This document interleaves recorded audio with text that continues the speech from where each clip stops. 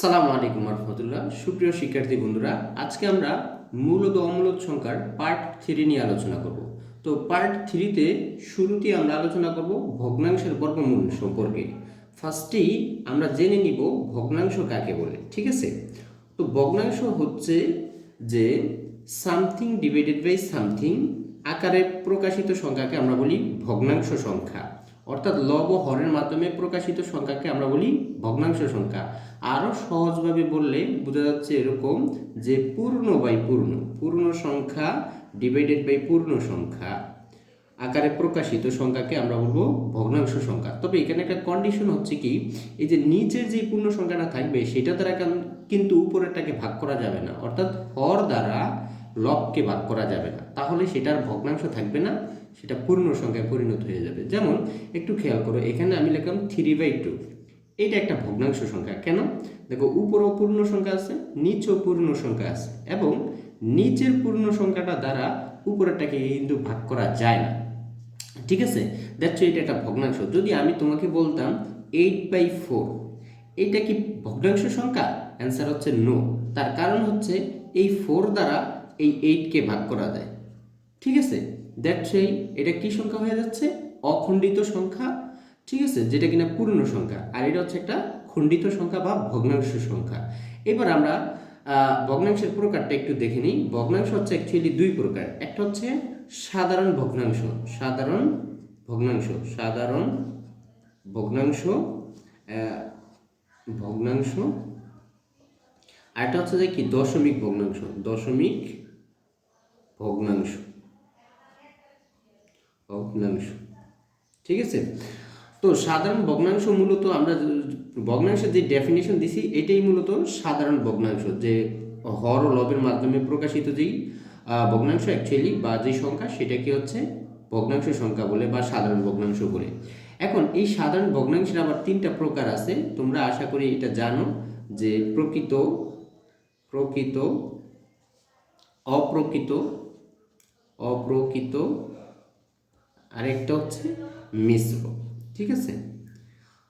তো প্রকৃত ভগ্নাংশ কাকে বলে? যে ভগ্নাংশের হর বড় লব ছোট তাদেরকে আমরা প্রকৃত ভগ্নাংশ বলি। আর যে ভগ্নাংশের হর ছোট লব বড় তাদেরকে আমরা কি বলি? অপ্রকৃত ভগ্নাংশ। আমরা বলছি প্রকৃত ভগ্নাংশের ক্ষেত্রে যে ভগ্নাংশের হর বড় লব ছোট তাকে প্রকৃত, আর যে ভগ্নাংশের হর ছোট লব বড় তাকে আমরা অপ্রকৃত। আর যে ভগ্নাংশের ভিতরে পূর্ণ এবং ভগ্নাংশ সংখ্যা একত্রে থাকে তাদেরকে আমরা বলবো মিশ্র ভগ্নাংশ। যেমন একটু খেয়াল করো, 5 সমস্ত 2/1, তার মানে এটা দেখো 5 হচ্ছে পূর্ণ আর 1/2 এটা হচ্ছে খণ্ডিত। যেহেতু একত্রে আছে তাই এটাকে আমরা বলি মিশ্র, অর্থাৎ 5 হয়ে আরও অর্ধেক, যেটাকে আমরা 5.5 বলি, ঠিক আছে? আসলে এবার দশমিক ভগ্নাংশ সম্পর্কে আমরা একটু আলোচনা করি। তো দশমিক ভগ্নাংশ কাকে বলে? দশমিকের মাধ্যমে প্রকাশিত ভগ্নাংশকে দশমিক ভগ্নাংশ বলে।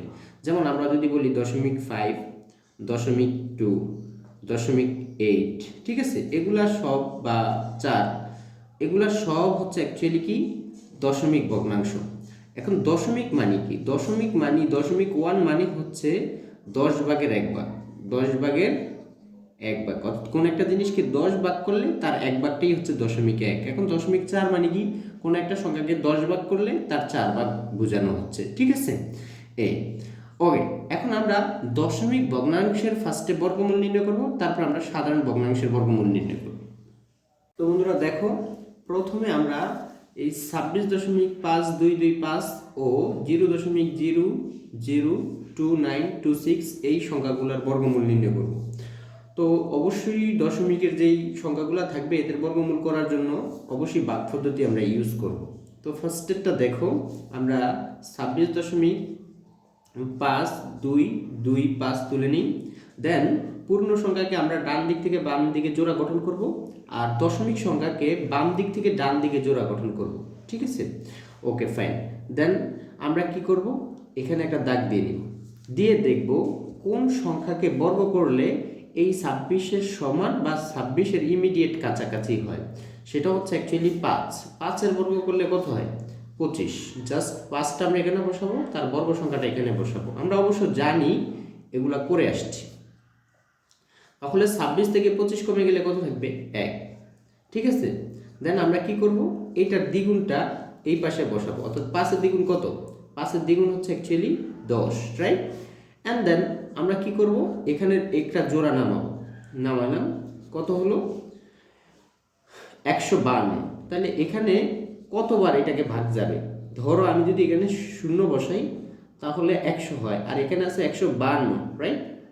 বাট আমি যদি এখানে 1 বসাই, 1 বসাই তাহলে কত হয় 101। 101 দ্বারা 152কে কয়বার ভাগ করা যাবে, ডেফিনেটলি একবার, 101।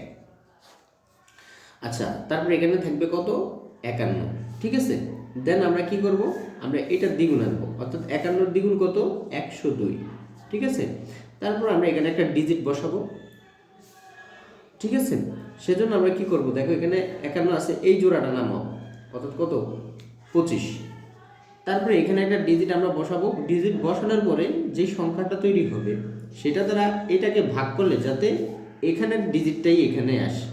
ঠিক আছে, তাহলে এখন চিন্তা করো, এখানে যদি আমি 0 বসাই তাহলে কত হবে 1020, বাট এখানে আছে কত 5125।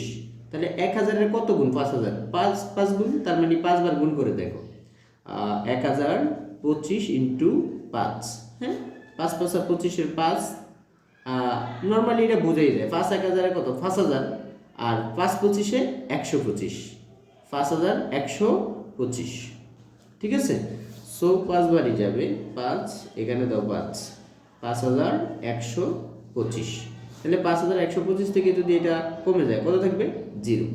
তো এখন তুমি একটু খেয়াল করো, এখানে পূর্ণ সংখ্যার অংশটা কিন্তু একটাই ছিল, যেটা কিনা আমরা প্রথমে নিয়ে গেছি। তো বাকি যে অঙ্কগুলো আছে ডেফিনেটলি এগুলো দশমিকের অঙ্ক।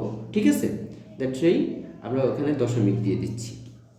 তাহলে নির্ণয় বর্গমূল, সুতরাং নির্ণয় বর্গমূল, নির্ণয় 26.5225 এর বর্গমূল, মূল স্কোয়ার রুট 26.5225 সমান হচ্ছে কত 5.15। হ্যাঁ, এইভাবে নির্ণয় করতে হবে। আসলে আমরা পরেরটা দেখি যে 0.002916। তো আমরা ফার্স্টে সংখ্যাটা নিয়ে নিই 0.002916। হ্যাঁ, তো এখানে তো যেহেতু পূর্ণ সংখ্যার অংশ নাই, দশমিকের অংশটাই, তাহলে আমরা জোড়া গঠন করি। দেন আমরা এখানে একটা দাগ দিই। দেখো সামনে যদি জোড়া সংখ্যক 0 থাকে তখন এখানে 0.0 দিয়ে নিতে পারো। ঠিক আছে, কারণ 0-র বর্গই তো 0। এখন এইটাকে কনসিডার করো 29, কাকে বর্গ করলে 29-এর সমান হয়, ঠিক আছে, বা 29-এর ইমিডিয়েট কাছাকাছি হয়, সেটা কিন্তু 5। 6কে বর্গ করলে 36, 29-এর চেয়ে বেশি হয়ে যায়। তাহলে 5কে বর্গ করলে কত 5 5 25। দেন আমরা এখান থেকে কত পাচ্ছি 4। তারপরে আমরা এই যে 5-এর দ্বিগুণটা এখানে লিখব, 5 দ্বিগুণা কত 10, সামনে শূন্যের তো দাম নেই। হ্যাঁ, আর এখানে দশমিক থাকলে অবশ্যই দশমিককে কনসিডার করবা না দ্বিগুণ করার ক্ষেত্রে। ওকে, দেন আমরা এখানে একটা ডিজিট বসাবো যাতে সেই ডিজিটটা এখানে আসে, এইখানের সংখ্যাটাকে ভাগ করলে। তো এটাকে তো এটা দিয়ে ভাগ করা যায় না, সেজন্য এই জোড়া নামাবা কত 16, অর্থাৎ হলো কত 416। এবার তুমি চিন্তা করো, এখানে যদি আমি 0 বসাই তাহলে হয় 100, আর এখানে আসে 400, কত গুণ 4 গুণ, তাহলে এখানে 4 বসাও। 104-কে যদি 4 দ্বারা গুণ করি, 104 গুণন 4, তার মানে 4 × 400, আর 4 4 16, 116। হ্যাঁ, 4 বারই হচ্ছে 4, 416, তার মানে 0। সুতরাং নির্ণয় বর্গমূল, নির্ণয় বর্গমূল, বর্গমূল হচ্ছে 0.054। ঠিক আছে, আসো আমরা আরও কিছু এখান থেকে ম্যাথ দেখি। তো বন্ধুরা, এইবার আমরা বর্গমূলের আসন্ন মান নির্ণয় করব। তো ফার্স্টে যে সংখ্যাটা দেওয়া আছে সেটা হচ্ছে এরকম যে 9.253 এর 3 দশমিক স্থান পর্যন্ত আসন্ন মান নির্ণয় করতে হবে, আর 123-এর 2 দশমিক স্থান পর্যন্ত আসন্ন মান নির্ণয় করতে হবে এদের বর্গমূলে। সো আসো আমরা ফার্স্টটা দেখি। তো আমরা ফার্স্টে সংখ্যাটা লিখে নিব 5 3। একটা কথা মাথায় রাখবা, যখন তুমি 3 দশমিক স্থান পর্যন্ত আসন্ন মান নির্ণয় করতে যাইবা বর্গমূলের, তখন তুমি দশমিকের পরে অ্যাটলিস্ট 8 ডিজিট রাখবা। ঠিক আছে, 6 ডিজিট রাখলে হয়, বাট 8 ডিজিট রাখলে বেস্ট হয়। তাহলে এখানে আছে কত ডিজিট? 3 ডিজিট। এখনও লাগবে কত ডিজিট? 5 ডিজিট। সেই ক্ষেত্রে তুমি বাকিগুলা জিরো দিয়ে দিতে পারো। ঠিক আছে, কারণ দশমিকের পরে তো জিরোর মূল্য নেই। ঠিক আছে, সো তুমি আনলিমিটেড জিরো চাইলে দিতে পারো। তাহলে কয়টা হলো? 2 4 6 8। হ্যাঁ, এবার তুমি জোড়া গঠন করো এটা, তারপরে এই এই এই এই। ঠিক আছে, দেন তুমি দেখো কোন সংখ্যাকে বর্গ করলে তার বর্গ হচ্ছে 9 সমান 3কে। তাহলে 3 3 9। ওকে ফাইন, এটা কমে গেল। দেন আমরা এখান থেকে এই 3-এর দ্বিগুণ নিয়ে আসলাম, কত হয়? 6। তারপর আমরা এই জোড়া নামালাম 25। হ্যাঁ, তাহলে এখন দেখো তো এখানে যদি আমরা শূন্য বসে অ্যাটলিস্ট কত হয়? 60। 60 দ্বারা 25কে কতবার ভাগ করা যাবে? 0 বার ভাগ করা যাবে। তাহলে সেটার এক লাইন করার দরকার নেই, আমরা এখানেই দিয়ে দিই। অবশ্যই এখানে দশমিকের পরে জিরোটা আসবে। হ্যাঁ, তার কারণ হচ্ছে পূর্ণ সংখ্যার অংশ কিন্তু কাজ শেষ। এখন যেগুলো আসবে এগুলো ভগ্নাংশ সংখ্যা। ওকে, দেন এখানে দেখো 0 বার গেল। আচ্ছা, তারপরে আমরা কি করব? তারপর আমরা এই জোড়াটা নামালাম। এখন আমরা আবার কনসিডার করব যে এখানে একটা ডিজিট বসাবো, যেই সংখ্যাটা আসবে, হ্যাঁ, যেই সংখ্যাটা হবে সেটা দ্বারা এটাকে ভাগ করলে যাতে এইখানেও সেই ডিজিটটাই হয়। তাহলে এখানে তুমি চিন্তা করো, এখানে যদি জিরো বসাই 600, বাট এখানে আছে 2530, তার মানে মোটামুটি 6 বার তুমি কনসিডার করতে পারো। সরি, 600 বসাইলে 424, 4 বার কনসিডার করতে পারো। তাহলে 604 ইন্টু 4, তাহলে কত? 4 ছাড়া 16, 6 তে আছে 1, 4 4 দ্বারা শূন্যকে গুণ করলে 0 আর 1 1, 4 6 24। তাহলে কত হয়? 2416। তুমি যদি 5 বার নাও তাহলে দেখো আরো অনেক বেশি হয়ে যাচ্ছে। ঠিক আছে, যেমন দেখো এখানে 5 5 25-এর 5, হাতে আছে 2, 5 দিয়ে শূন্যকে গুণ করলে 0 আর হাতের 2 এ যোগ করলে 2, 5 6 30। ঠিক আছে, 3025 হয়ে যাচ্ছে। তাহলে তুমি এখানে 4 বার কনসিডার করো, 4। ওকে ফাইন, 2400 কত? 16। আচ্ছা, তাহলে থাকবে কত? 114 থাকার কথা। ওকে, দেন আমরা কি করব? আমরা হচ্ছে এইটার দ্বিগুণটা নিব।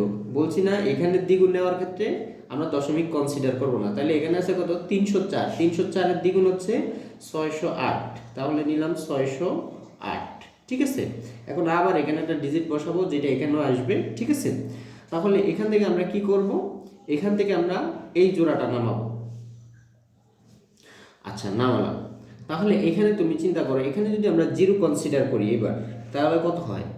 তাহলে হয় 6080। আর এখানে আছে কত? এখানে আছে তোমার 11400। তাহলে 6000-এর দ্বিগুণ যদি তুমি নাও তাহলে হয় 12000, বাট এখানে তো 11000 আছে, তাহলে ডেফিনেটলি এটা একবার গেস করাই যায়। আচ্ছা, তাহলে এখানে কত হবে? 6080। তাহলে এখানে থাকবে কত? 0 2 3, তারপর হচ্ছে 5। ঠিক আছে, 5320 থাকে। দেন আমরা কি করব? তারপরে এর দ্বিগুণ নিব। এখানে আছে 3041, তার দ্বিগুণ হচ্ছে কত? 3041-এর 6082, 6082। আবার আমরা এখানে একটা ডিজিট বসাতে হবে, এই জন্য এটা বক্স দিছি। আচ্ছা, তারপরে এখানে আমরা এই জোড়াটা নামালাম। ঠিক আছে, দেন এখানে তুমি একটু খেয়াল করো, এবার এখানে আছে যে 5,32,000। ঠিক আছে, আর আমি যদি এখানে একটা জিরো কনসিডার করি তাহলে হবে কত? 60,820। ঠিক আছে, তাহলে এখানে আছে 5 লক্ষ, তার মানে 1 লক্ষ হওয়ার জন্য কয়টা 60 গুণ করা লাগে? ডেফিনেটলি 2টা গুণ করলে 1,20,000 হয়। তার মানে এরকম ভাবে 5 লক্ষ হওয়ার জন্য কয়টা 60 গুণ করা লাগবে? ডেফিনেটলি তোমার দেখো দুইটা দুইটা এরকম করে দুইটা দুইটা গুণ কনসিডার করো, দুইটা দুইটা দুইটা। তাহলে কত? 1 লাখ, 2 লাখ, 3 লাখ, 4 লাখ, 5 লাখ। মোটামুটি 5 বার কনসিডার করতে পারো, যেহেতু দুইটা 60 মিলে 1,20,000 হয়। তাহলে তুমি 4টা কনসিডার করো, 4টা। ঠিক আছে, তাহলে এখানে আমরা 60,000, সরি 4টা না তো, এখানে 2 4 6, হ্যাঁ 8টা কনসিডার করতে পারো। 60,000 828 ইন্টু 8, ঠিক আছে। তাহলে 8 আটা কত 64, 64 4, হাতে আছে 6, 8 দ্বিগুণে 16, 16 আর 6 22, 22 2, হাতে আছে 2, 8 আটা 64, 64 আর 2 হচ্ছে যে কত 64 আর 2 হচ্ছে 66, 66 6, সেটা এটা গুণ করলে 0 0, হাতের 6 যোগ করলে 6, তারপরে 6 আটা 48, ঠিক আছে। ওকে, দেন এখানে আসে 4,86,624, তাহলে কতবার 8 বার, 8 বার আমরা কনসিডার করতে পারি। 4,86,624, দেন এখানে থাকবে 6, এখান থেকে থাকবে 8, আর সরি এখান থেকে থাকবে 7, তারপর হচ্ছে 7 3 6 12, 7 12 5, তারপরে হচ্ছে যে 9 4, তাহলে এখানে আছে 45,376, ঠিক আছে। এখন দেখো আমাদের আর নেওয়ার দরকার নেই, যেহেতু আমাদের 3 দশমিক স্থান পর্যন্ত আসন্ন মান নির্ণয় করতে হবে, তাহলে দশমিকের পরে অলরেডি 4টা আইসা পড়ছে। 3 দশমিক বললে দশমিকের পরে 4টা নিব, আর 2 দশমিক বললে দশমিকের পরে 3টা নিব, যত দশমিক বলবে দশমিকের পরে ততটা নিই, তার চেয়ে একটা বেশি নিব, ঠিক আছে। যত দশমিক বলবে দশমিকের পরে তার চেয়ে একটা বেশি ডিজিট নিব। হ্যাঁ, কেন নিব তাহলে এখানে খেয়াল করো কেন নিচ্ছি। নির্ণেয় বর্গমূল, বর্গমূল কত হবে, বর্গমূল হবে 3.042 প্রায়।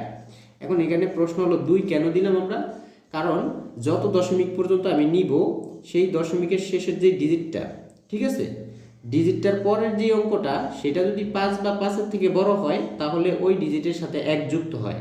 যেমন দেখো এখানে আমি 3 দশমিক স্থান পর্যন্ত নিব, তো তাহলে এই দশমিকের পরে 3টা কনসিডার করলাম, করার পরে তুমি একটু খেয়াল করো তো, এই যে এখানে আছে 1, 1-এর পরে ডিজিটটা আছে কত 8, তাহলে এটা কি 5 থেকে বড়, এই জন্য এই 1-এর সাথে আর 1 যুক্ত হয়ে এটা হয়ে যাবে 2, ঠিক আছে। আশা করি বুঝতে পারছো। আমরা এই সংখ্যাটাকে 2 দশমিক স্থান পর্যন্ত এর বর্গমূল সংখ্যা নির্ণয় করতে চাই, তাহলে আমরা বলছি 2 দশমিক স্থান পর্যন্ত নির্ণয় করার পরে দশমিকের পরে অ্যাটলিস্ট 6টা ডিজিট রাখতে হবে, ঠিক আছে। তাহলে এখানে তো দশমিকের পরে কোনো ডিজিটই নেই, তাহলে আমরা 0 0 দিয়ে দিই, বাকিগুলা 2 4 6, অ্যান্ড দেন এখানে একটা দাগ দিয়ে নিই, দিয়ে তারপর হচ্ছে আমরা দেখি কোন সংখ্যা এখানে অবশ্যই যেহেতু বেশি সংখ্যক ডিজিট আছে তাহলে আমরা জোড়া গঠন করি, তাহলে ডান দিক থেকে বাম দিকে জোড়া গঠন করব, ঠিক আছে।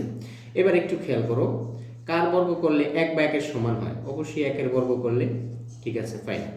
দেন আমরা কি করব, দেন আমরা এই যে এই পাশে এটা নিয়ে আসব, এটার দ্বিগুণ 2, ঠিক আছে। তারপর আমরা এই জোড়াটা নামাবো 23, তারপর এখানে তুমি একটু খেয়াল করো এখানে যদি 0 বসে 20 আর এখানে আছে 23, তাহলে তো একবারই যাবে 21, 21 একে 21 থাকলো 2, ঠিক আছে। দেন আমরা এই 11-র দ্বিগুণ এই পাশে বসাবো 22, তারপর আমরা এই জোড়াটা নামালাম, ঠিক আছে। এখন দেখো কতবার যায়, এখানে যেহেতু 200, এখানে যদি আমরা 0 বসাই তাহলে নর্মালি 220 হয়ে যাচ্ছে 0 বসালে এখানে, রাইট।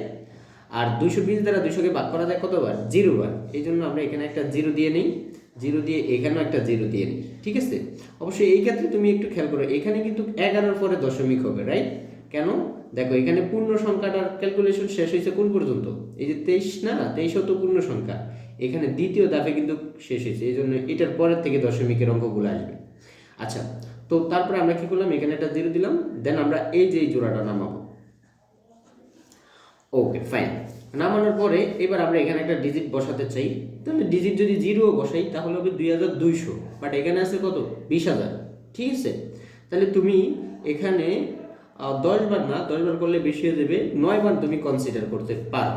9 বার করলে কত হয় তুমি দেখো এখানে 2209 গুণন 9, তাহলে 9 9 81 1 হাতে আছে 8, এটা দ্বারা গুণ করলে 0 আর 8 বসে যাবে, তারপর হচ্ছে 9 দ্বিগুণে 18, 8 হাতে আছে 19, 9 দ্বিগুণে 18 আর 1 19, তাহলে এখানে কত হয় 19,881, তো যেহেতু এখানে 20,000 আছে এর বেশি যাওয়ার চান্স নাই, ঠিক আছে।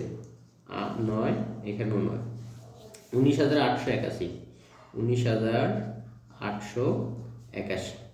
তাহলে কত আছে? 1 আছে, 10 হবে, 9 হলে এটা আছে 1, 9, 9 আছে, 10 হবে, 1 হলে 1, 9, 9 আছে, 10 হবে, 1 হলে 10, 119 থাকে। ঠিক আছে, তারপর আমরা কি করব? তারপর আমরা এটার দ্বিগুণটা নিব।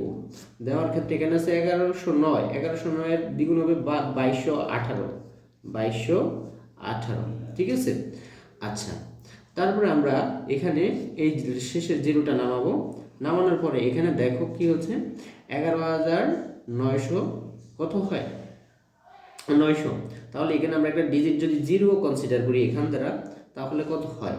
তাহলে 22,018। বাট এখানে আছে কত? 11,900। হ্যাঁ, ওকে। তাহলে আমরা এখানে কি করতে পারি? তাহলে তো কতবার যাবে? 0 বার যাবে। তাহলে এখানে 0 বসাই, এখানেও 0 বসাই। তাহলে 0 এটা দ্বারা এইটাকে 0 দ্বারা গুণ করলে তো এটাই হবে, অ্যাকচুয়ালি 0ই হবে। তাহলে ডেফিনেটলি এখানে দেখতেছে কত? 11,900।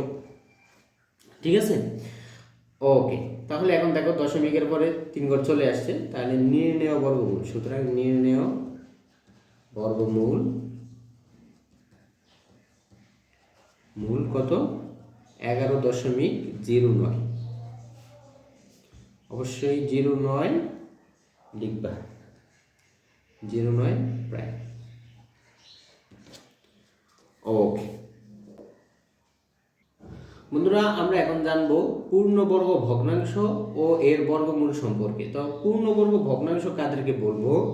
যে অ্যাকচুয়ালি কোনো ভগ্নাংশের হর আর লব যদি পূর্ণবর্গ সংখ্যা হয় তাহলে সেটাকে আমরা পূর্ণবর্গ ভগ্নাংশ বলি। ঠিক আছে, যেমন একটু খেয়াল করো, এখানে যদি বলি 9 আর 16, এটা একটা পূর্ণবর্গ ভগ্নাংশ। কেন? এখানের যেই লবটা আছে এটা 9, এটা হচ্ছে 3-এর বর্গ, আর 16 যেটা হর, এটাও একটা পূর্ণবর্গ সংখ্যা। কার বর্গ? 4-এর। দ্যাটস যেহেতু এটার হর এবং লব দুইটাই পূর্ণবর্গ সংখ্যা, দ্যাটস এই ভগ্নাংশটাও পূর্ণবর্গ। কোনো ভগ্নাংশ যদি ছোট করার পরে বা লঘিষ্ঠ করার পরেও যদি এটা লব হরে পূর্ণবর্গ সংখ্যা আসে তাহলে ওই ভগ্নাংশটাকেও পূর্ণবর্গ বলা হয়। যেমন এখানে একটু খেয়াল করো, 9 দ্বিগুণে কত হয়? 18। ঠিক আছে, 16 দ্বিগুণে 32। তাহলে এখানে খেয়াল করো তো, 9/16। তাহলে এই যে 18/32, এই ভগ্নাংশটাকেও বলা হয় অ্যাকচুয়ালি পূর্ণবর্গ ভগ্নাংশ। কেন? কারণ এটাকে যখন আমরা লঘিষ্ঠ করি, ছোট করি, তখন দেখা যাচ্ছে এটা লব আর হর কি সংখ্যা আসতেছে? পূর্ণবর্গ সংখ্যা আসতেছে। দ্যাটস এই ধরনের ভগ্নাংশকেও আমরা বলবো বর্গমূল পূর্ণবর্গ ভগ্নাংশ। যদি কোনো ভগ্নাংশের হর আর লব পূর্ণবর্গ সংখ্যা হয়, অথবা কোনো ভগ্নাংশের হর আর লবকে লঘিষ্ঠ বা ছোট করার পরে লব ও হর পূর্ণবর্গ হয়, তাহলে ওই ভগ্নাংশগুলোকে আমরা বলবো পূর্ণবর্গ ভগ্নাংশ। এবার এদের বর্গমূল কিভাবে নির্ণয় করতে হয় একটু খেয়াল করো, খুবই সিম্পল এদের বর্গমূল নির্ণয় করা। যেমন ধরো আমরা যদি বলি যে 9/16 এর বর্গমূল, 9/16 এর বর্গমূল, তাহলে বর্গমূল কেমন হবে? আমরা স্কোয়ার রুট দিব, তাহলে 9/16। তো তাহলে এটার বর্গমূল হবে, দেখো 9-এর বর্গ করলে কত হয়? বর্গমূল করলে কত হয়? 3, যেহেতু এটা 3-এর বর্গ। ঠিক আছে, আর 16-র বর্গমূল করলে কত হয়? 4। এইটাই হচ্ছে তোমাদের কাঙ্ক্ষিত অ্যান্সার। জাস্ট বর্গমূল করলে দেখবা লবের বর্গমূল কত, হরের বর্গমূল কত। এটা লবেরটা লবে বসাইবা, হরেরটা হরে বসাইবা, তাহলে এটার বর্গমূল পেয়ে যাবে। আশা করি বুঝতে পেরেছো। তো তোমরা খেয়াল করো, যখন মিশ্র ভগ্নাংশে থাকে তখন এদের বর্গমূল কিভাবে আমরা নির্ণয় করব। অবশ্যই মিশ্র ভগ্নাংশে থাকলে তোমাকে আগে এটাকে অপ্রকৃত ভগ্নাংশে কনভার্ট করে নিতে হবে। ঠিক আছে, কিভাবে তুমি করবা অপ্রকৃত ভগ্নাংশে? এই যে হর দ্বারা পূর্ণ সংখ্যাটাকে গুণ করবা, দেন সেই গুণফলের সাথে এই লবকে যোগ করবা, আর হরটা ফিক্স থাকবে। যেমন একটু খেয়াল করো, এটার বর্গমূল তো 52 সমস্ত 16-র 9, হ্যাঁ, সমান আমরা লিখতে পারি রুট। এখানে দেখো 16 দ্বারা 52কে গুণ করলে হয় 832, তার সাথে যদি আমরা 9 যুক্ত করি তাহলে 841 হবে। তারপরে নিচে থাকবে 16, হর কিন্তু ফিক্সড থাকবে। ঠিক আছে, দেন দেখো এই যে 841, এটা একটা পূর্ণবর্গ সংখ্যা, এবং কার বর্গ সংখ্যা? এটা হচ্ছে অ্যাকচুয়ালি 29-এর বর্গ সংখ্যা। ঠিক আছে, আর 16 তো অবশ্যই জানো এটা 4-এর বর্গ সংখ্যা, ঠিক আছে। দ্যাটস এটা হবে 29/4। আর এইটাকে যদি তুমি আবার মিশ্র আকারে নিতে চাও তাহলে দেখো 4 7 কত হয় 28, তাহলে এটা আসবে 7। তারপর আর বাকি থেকে কত, এখান থেকে 28 চলে গেলে 1, আর নিচে বসে যাবে 4, ঠিক আছে। অর্থাৎ 7 সমস্ত 4-এর 1। তো বন্ধুরা আমাদের ফাইনাল টপিক এই অধ্যায়ের যে মূলদ ও অমূলদ সংখ্যা। তো অ্যাকচুয়ালি মূলদ সংখ্যা কাকে বলে, আমরা যদি ফার্স্টে মূলদ সংখ্যার ডেফিনেশনটা জানতে চাই, সেটা হচ্ছে এরকম যে পূর্ণ বাই পূর্ণ, পূর্ণ বাই পূর্ণ, এই পূর্ণ বাই পূর্ণ আকারে প্রকাশিত সকল সংখ্যাকে মূলদ সংখ্যা বলে। অর্থাৎ নিচেও থাকবে কোনো একটা পূর্ণ সংখ্যা, উপরেও থাকবে কোনো একটা পূর্ণ সংখ্যা, এই ধরনের সংখ্যাকে আমরা বলি মূলদ সংখ্যা। যেমন ধরো 2, 3, 4, 5, 6, 7, এগুলো সবই কি সংখ্যা, মূলদ সংখ্যা। যদি আমি মাইনাস দিই তাও মূলদ সংখ্যা, ঠিক আছে। যদি আমি এটার নিচে 2 এর নিচে 5 দিয়ে দিই তাও এটা মূলদ সংখ্যা। প্রত্যেক ভগ্নাংশ সংখ্যাগুলাই মূলদ সংখ্যা, তবে দশমিকের ক্ষেত্রে একটু কেয়ার থাকতে হবে, ঠিক আছে। তো এগুলা সবগুলাই কি সংখ্যা, মূলদ সংখ্যা। উপরে যদি পূর্ণ সংখ্যা থাকে, নিচে যদি পূর্ণ সংখ্যা থাকে, ডেফিনেটলি সে মূলদ সংখ্যা। দেখো এখানেও নিচে আছে, কি আছে বলো, 1, এখানে নিচে আছে 1। এগুলার প্রত্যেকটি অখণ্ড সংখ্যার নিচে 1 থাকেই অবশ্য সর্বদা। তো 1 থাকা যে কথা, না থাকা একই কথা। এই কারণে পূর্ণ বাই পূর্ণ আকারে প্রকাশিত সকল সংখ্যাকে মূলদ সংখ্যা বলে, ঠিক আছে। ওকে, এবার তুমি খেয়াল করো অমূলদ সংখ্যা সম্পর্কে যদি আমরা একটু জানতে চাই। অমূলদ সংখ্যা, অমূলদ সংখ্যা, দেখো যদি যাদেরকে পূর্ণ বাই পূর্ণ আকারে প্রকাশ করা যায় না, অর্থাৎ এটাকে পূর্ণ বাই পূর্ণ আকারে প্রকাশ করা যায় না, এই ধরনের সংখ্যাকে আমরা বলি অমূলদ সংখ্যা। যেমন √2, √3, √5, অর্থাৎ এমন সংখ্যাগুলা যেগুলো অ্যাকচুয়ালি পূর্ণবর্গ নয়, যেগুলো অ্যাকচুয়ালি কি নয়, পূর্ণবর্গ নয়, এই সংখ্যাগুলোর বর্গমূলই হচ্ছে অমূলদ সংখ্যা, ঠিক আছে। অথবা যদি দশমিকের পরে এরকম দেয় 0.2, 3, 5, 7, 9, 11, 0, 4, 8, এইভাবে এলোমেলোভাবে দশমিকের পরে যদি এইভাবে এলোমেলো সংখ্যা আসতে থাকে, তাদেরকেও আমরা অমূলদ সংখ্যা বলে থাকি। অর্থাৎ দশমিকের পরে অসীম সংখ্যক পর্যন্ত মান আসতে থাকে, কিন্তু তাদের ভিতরে কোনো মিল নেই। কিন্তু একটা কথা মাথায় রাখতে হবে, যদি দশমিকের পরে অঙ্কগুলা কোনো একটা সম্পর্ক রিলেটেড বারবার রিপিট করতে থাকে, বা কোনো একটা সংখ্যাকে বারবার রিপিট করতে থাকে, তাহলে এই ধরনের সংখ্যাকে মূলদ সংখ্যা বলবো। যেমন ধরো 1.25, 25, 25, 25, দেখো এখানে কিন্তু দশমিকের পরে এই যে 2 আর 5 বারবার রিপিট করতেছে, ঠিক আছে। এই ধরনের সংখ্যাকে কিন্তু আমরা মূলদ সংখ্যাই বলবো, অমূলদ সংখ্যা বলবো না, যদিও এটা অসীম পর্যন্ত আসতেছে, ঠিক আছে। তারপরে এখানে আমি যদি দেখি 2.357, 375, 375, 375, হ্যাঁ, এগুলোও কিন্তু আমরা মূলদ সংখ্যা বলবো, অমূলদ সংখ্যা বলবো না। কেন, দেখো দশমিকের পরে একই জাতীয় অঙ্কগুলা বারবার রিপিট করতেছে, হ্যাঁ, বারবার ফিরে আসলে এদেরকে আমরা বলবো মূলদ সংখ্যা। আর যদি দশমিকের পরে এরকম অসীম পর্যন্ত চলতে থাকে কিন্তু তাদের ভিতরে কোনো মিল নাই, এলোমেলোভাবে আসতে থাকে, সেই ধরনের সংখ্যাকে বলবো অমূলদ সংখ্যা। এবং রুটের ভিতরে যদি পূর্ণবর্গ নয় এমন সংখ্যাগুলো থাকে, সেগুলোও অবশ্যই অমূলদ সংখ্যা। আশা করি তোমরা বুঝতে পারছো।